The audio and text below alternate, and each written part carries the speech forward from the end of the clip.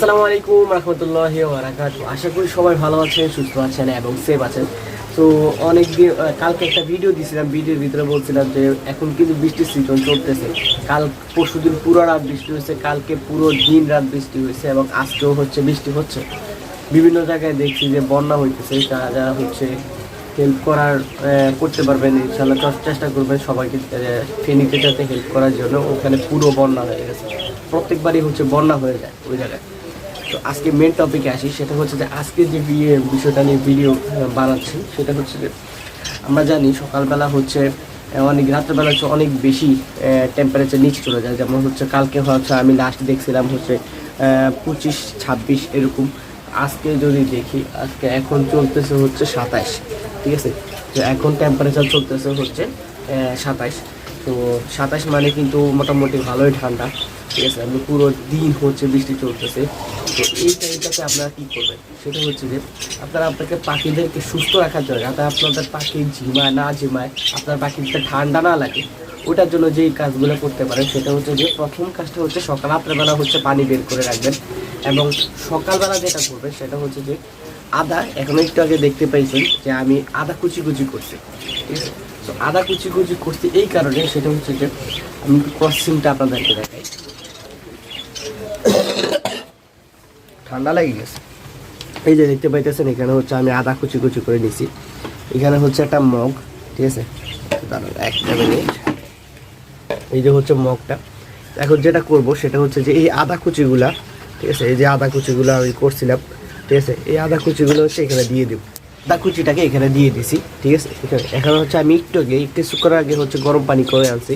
এই যে দেখতে পাইতেছেন, এখানে ভিতরে গরম পানিটা দিয়ে দিব। তো এটাতে কি হবে, গরম পানিটা যখন আপনি দিয়ে দিবেন তখন এই কিছুক্ষণের জন্য এইভাবে গরম পানিটা দিয়ে রাখবেন।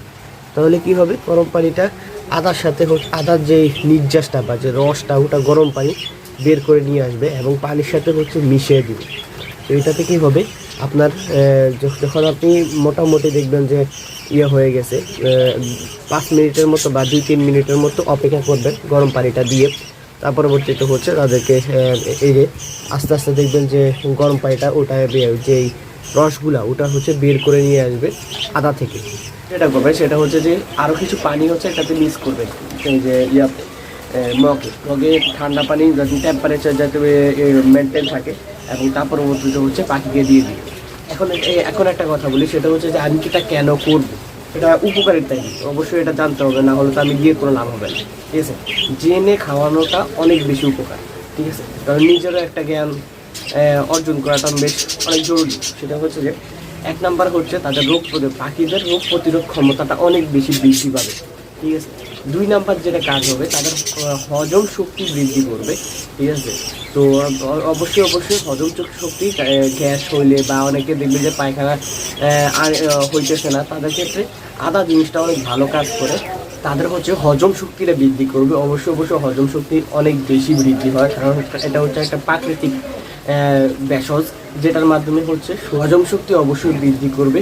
এবং পাশাপাশি মেনলি যে কাজটা করবে সেটা যে আপনার পাখির যদি ঝিমায় বা ঠান্ডা লেগে থাকে, তাহলে তারা জ্বর অথবা পাখির যদি কাশি হয়, অনেক যদি ঠান্ডা লেগে থাকে, ওই জিনিসটা সবচেয়ে বেশি কাজ করবে, ঠিক আছে। আপনি অসুস্থ হলে তো অবশ্যই আপনি ওষুধ খাওয়ান, ঠিক আছে। ওষুধ খাওয়ানোর আগে এই জিনিসগুলো যদি আপনি মেনটেন করতে পারেন, তাহলে দেখবেন যে আপনার পাখির অসুস্থতা হবে না।